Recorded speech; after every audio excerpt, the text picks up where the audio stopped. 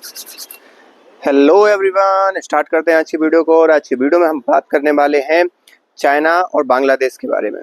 आपको मालूम होगा इंटरनेशनल पॉलिटिक्स में बहुत कुछ चल रहा है, जिसमें ईरान, यूएसए और इजराइल का तो युद्ध चल ही रहा है। और उसमें कब डील साइन हो रही है, नहीं हो रही है। कभी ईरान स्टेट ऑफ हॉर्मुज को खोल देता है, कभी ईरान स्टेट ऑफ हॉर्मुज को बंद कर देता है, और उससे जो ऑयल की सप्लाई है उसमें तो असर पड़ ही रहा। तो वो एक अलग गेम जो चल रहा है वो चल रहा है।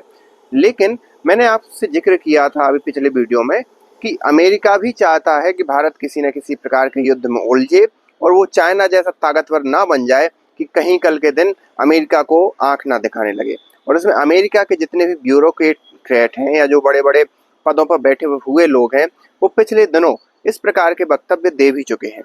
लेकिन हमें ये नहीं भूलना चाहिए कि अमेरिका अकेला ऐसा देश नहीं है जो भारत के लिए पीछा करना चाहता है।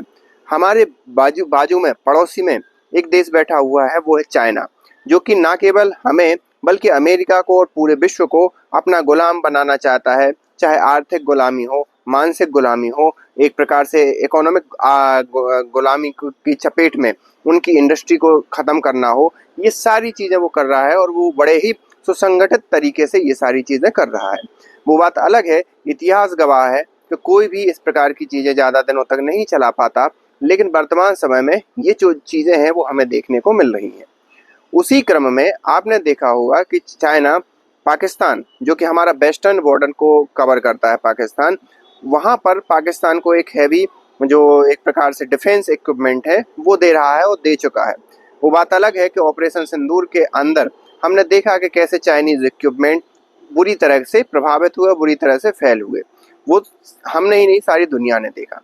लेकिन हमारा एक और फ्रंट है, वो है हमारा ईस्टर्न फ्रंट। अब ईस्टर्न फ्रंट में आखिरकार क्या हो रहा है? ईस्टर्न फ्रंट के अंदर अगर आप देखोगे तो वहाँ पर भी बांग्लादेश बैठा हुआ है। और बांग्लादेश का जो एक प्रकार से बांग्लादेश जो सिचुएशन है वो हमारी सिलीगुड़ी कॉरिडोर से बहुत ही निकट है। और यही कारण है कि बांग्लादेश से सिलीगुड़ी कॉरिडोर निकट होने के कारण अगर चाइना बांग्लादेश को भी डिफेंस इक्विपमेंट देता है तो वो हमें कहीं ना कहीं नुकसान देगा। नुकसान क्यों देगा? क्योंकि जो बांग्लादेश है और नेपाल है, उन दोनों के बीच में जो भारत का नॉर्थ ईस्ट से कनेक्ट है वो बहुत पतला है, बहुत सकरा है, जिसे हम चिकन नेक बोलते हैं। और जो बांग्लादेश का एक प्रकार से एयरपोर्ट है जो पहले से कई दिनों से बंद पड़ा हुआ था, अब उसको फिर से री और करने के लिए जो चाइना के साथ बांग्लादेश डील कर रहा है। और उससे परिणाम ये होगा कि जो डिफेंस डील होगी उसके अंतर्गत कई इंजीनियर आते हैं, टेक्नीशियन आते हैं, जो कि उन डिफेंस डील को एक प्रकार से सही करने की कोशिश करते हैं और उसको रिपेयर करने के नाम पर आते हैं। तो उसे हमें ये नहीं पता कि उसमें चाइना के वास्तविक रूप में जो डिफेंस डील करने वाले हैं वो आ रहे हैं या वहाँ पर चाइना के जो जासूस हैं वो वहाँ पर आ रहे हैं। और चाइना के लिए नॉर्थ ईस्ट इसलिए बहुत ज़रूरी हो जाता है, आज से ही नहीं, वो चाइना अपने मैप में कई बार, अपने मानचित्रों में कई बार दिखा चुका है अरुणाचल प्रदेश को चाइना का हिस्सा। न केवल अरुणाचल प्रदेश को बल्कि उसकी पूरी नॉर्थ ईस्ट पर नज़र है। तो भारत को एक बार अगर नॉर्थ ईस्ट से काट देता है वो, चाहे स्ट्रेटेजिकली हो और कल के दिन अगर युद्ध हो, तो सीधी सी बात है वो चाइना के फेवर में जाएगी ये चीज़।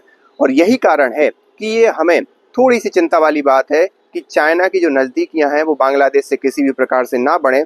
और साथ ही साथ बंगाल की खाड़ी है वो भी हमारे लिए एक बहुत महत्वपूर्ण मुद्दा हो जाता है। तो अभी हाल ही में एक डिफेंस डील निकल कर सामने आई है चाइना और बांग्लादेश के अंदर।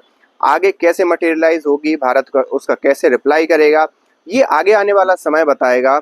लेकिन हाल ही में हमें ये कोशिश करनी चाहिए कि ये डिफेंस डील ना हो और हम अपना डिफेंस कॉपरेशन बांग्लादेश के अंदर ज़्यादा से ज़्यादा बढ़ाएं। आप इस बारे में क्या सोचते हैं? आप हमें कमेंट करके बता सकते हैं। मिलते हैं नेक्स्ट वीडियो में, तब तक के लिए थैंक यू।